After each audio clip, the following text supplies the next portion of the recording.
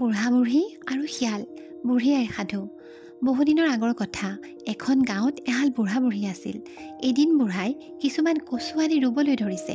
এনেতে কিছুমান শিয়াল আহি বুঢ়াক মাত লগালে, ককা, আপুনি কচু কেঁচাই ৰুইছে নে সিজাই ৰুইছে? বুঢ়াই উত্তৰ দিলে, বোপাহঁত, মই কচু কেঁচাই ৰুইছোঁ।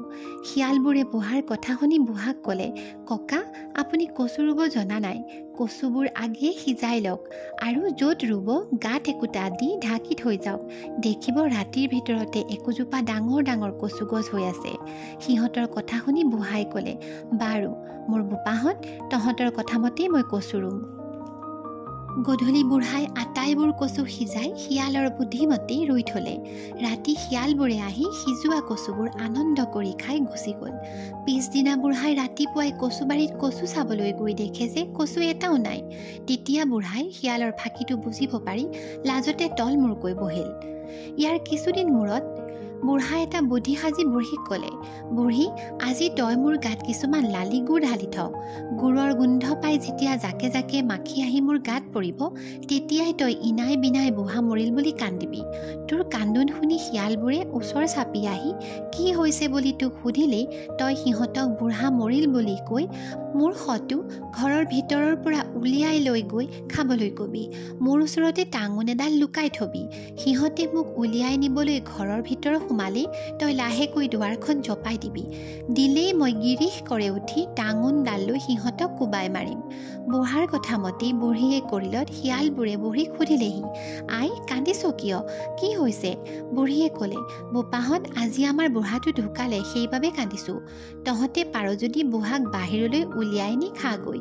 বুঢ়ীৰ কথা শুনি শিয়ালবোৰে ৰং মনেৰে বুঢ়াক নিবলৈ বুলি ঘৰৰ ভিতৰ সোমালত বুঢ়ীয়ে দুৱাৰখন মাৰি পেলালে আৰু বুঢ়াই একে চাবেই উঠি টাঙোনডাল হাতত লৈ শিয়ালবোৰক মৰিয়াই মাৰিলে।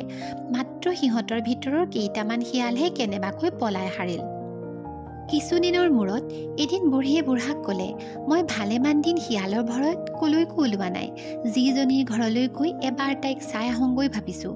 মনটো বেয়া লাগি আছে। বুঢ়াই ক'লে, বুঢ়ী, তই গ'লে বাটত শিয়ালবোৰে তোক অকলে পাই খাই পেলাব। বুঢ়ীয়ে ক'লে, নোৱাৰে খাব, যাম কোনোমতে। এই বুলি জীয়েকৰ ঘৰলৈ গ'ল। বাটত শিয়ালবোৰে বুঢ়ীক অকলে পাই বেৰি ধৰি ক'লে, বুঢ়ী, তোক আজি আমি নেৰো, খাম। বুঢ়ীয়ে উত্তৰ দিলে, খাব খুজিছ খাবি, কিন্তু আজি মই ভালেমান দিন মোৰ ছোৱালীজনী দেখিবলৈ পোৱা নাই। মনটো কেনেবা লাগি আছে। সেই দেখি মৰিবৰ আগেয়ে তাইক এবাৰ চাই লওঁ বুলি আহিছোঁ। মই উভতি আহোঁতে তহঁতে মোক খাবি। শিয়ালে ক'লে, যদি উভতি নাহ তেন্তে? বুঢ়ীয়ে উত্তৰ দিলে, বুঢ়াক এৰিনো মই নহাকৈ কেনেকৈ থাকিম মোৰ বোপাহঁত? মই সৈত খাই কৈছোঁ, এই বাটে দিয়েই মই সোনকালে উভতি আহিম আৰু তহঁতে মোক যি কৰ কৰিবি। বুঢ়ীৰ কথাত ভুল গৈ সিহঁতে বুঢ়ীক এৰি দিলত বুঢ়ী জীয়েকৰ ঘৰ পালেগৈ। জীয়েকৰ ঘৰত কিছুদিন খাই লৈ থাকি বুঢ়ীয়ে উভতি আহিবলৈ ধৰি জীয়েকক শিয়ালবোৰেৰে সৈতে হোৱা সকলো কথা ক'লত জীয়েকে মাকক ক'লে, আই, মোৰ ঘৰত এটা ডাঙৰ লাওৰ খোলা আছে। তুমি তাৰ ভিতৰত সোমাই বাগৰি ঘৰ পাবাগৈ। শিয়ালে তোমাক নেদেখে। বুঢ়ীয়ে জীয়েকৰ বুদ্ধিমতে লাওটোত সোমাই বাটে বাটে বাগৰি গৈ আছে। এনেতে শিয়ালবোৰে দেখি কোৱাকুই কৰিবলৈ ধৰিলে, এইটো বৰ আচৰিত কথা, লাওটো কেনেকৈ বাগৰি যাব লাগিছে? নিশ্চয় লাও নহয়, ইয়াৰ ভিতৰত কিবা আছে। এই বুলি সিহঁতে লঠিয়াই লাওটো ভাঙি পেলালে। ভাঙিলত তাৰ ভিতৰৰ পৰা বুঢ়ী ওলাই পৰিল। বুঢ়ীয়ে দেখি আনন্দত খেক খেক খেক খেক হোৱা হোৱা কৰিবলৈ ধৰি ক'লে, বুঢ়ী, তই আমাক ফাঁকি দি পলাই যাবলৈ ধৰিছিলি। এতিয়া কি হ'ব? আমি তোক এতিয়া খাম হওক। বুঢ়ীয়ে উত্তৰ দিলে, কি কৰিম, খাব খুজিছ খাবি, কিন্তু মই মোৰ জীৰ ঘৰত এটা সুন্দৰ নাচ শিকি আহিছোঁ। মই মৰিলে মোৰ নাচটো মোৰ লগতে যাব। সেই দেখি মই সেই নাচটো নাচি তহঁতক দেখুৱাওঁ, তাৰপিছত তহঁতে মোক খাবি। বুঢ়ীৰ কথা শুনি সিহঁতে নাচ দেখাৰ লোভ সামৰিব নোৱাৰি সেই কথাতে মান্তি হ'লত বুঢ়ীয়ে ক'লে, মই নাম লগাই দিওঁ, তহঁতে হয় হয় কৰি যাবি, তেহে আকৌ মোৰ ভালকৈ গাটো উঠিব। এইখিনিতে কওঁ যে বুঢ়ী লাওটোৰ ভিতৰত থাকি বাগৰি বাগৰি ঘৰৰ প্ৰায় ওচৰে পাইছিলহি। বুঢ়ীৰ দুটা কুকুৰ আছিল, এটাৰ নাম ৰঙা, আনটোৰ নাম ক'লা। বুঢ়ীয়ে পাক দি নাচি নাচি নাম ধৰিলে, ৰঙা ঔচ, ক'লা ঔচ। শিয়ালবোৰে মাতিলে, হয় হয়।